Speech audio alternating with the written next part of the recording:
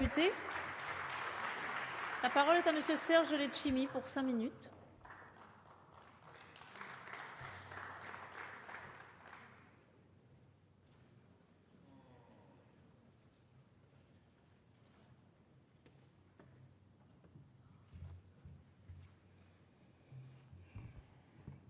Madame la Présidente, Monsieur le Ministre, à situation exceptionnelle, mesure exceptionnelle.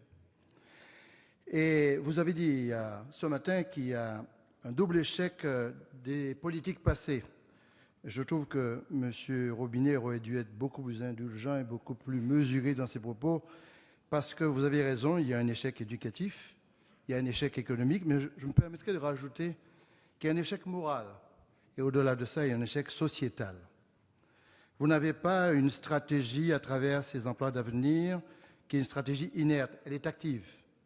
Elle n'est pas non plus précipitée, elle est réaliste. Elle est commandée par la gravité de la situation et l'urgence des réponses à apporter.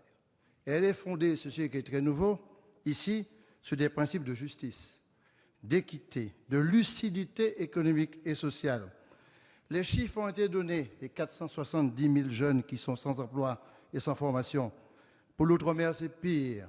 64% des jeunes de moins de 30 ans sont en inactivité, 22% de chômeurs et 41% des jeunes, des personnes qui demandent un emploi, n'ont aucune qualification.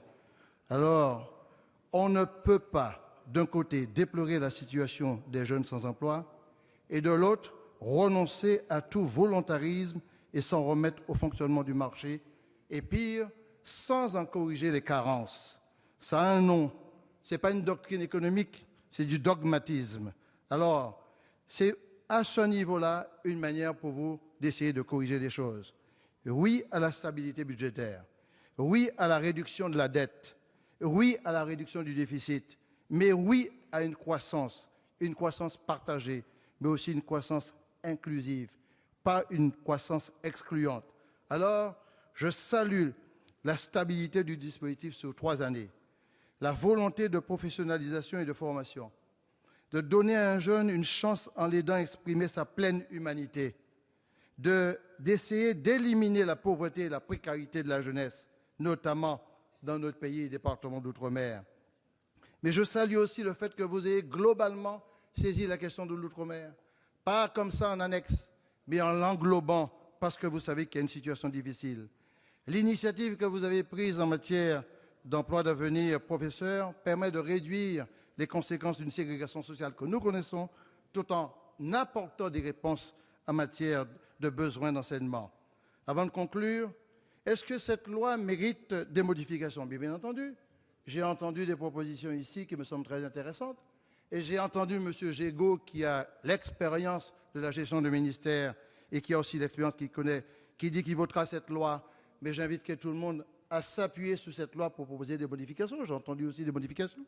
Les effets d'aubaine, les excès de discrimination positive, il faut faire attention par rapport aux jeunes diplômés, aux besoins de cohérence territoriale, quel est le rôle et la fonction de la région, quelles sont les conséquences financières et budgétaires, parce que 75%, ce n'est pas 100%, il manque 25%, et il faut de l'accompagnement technique, il faut de l'accompagnement en termes de gestion.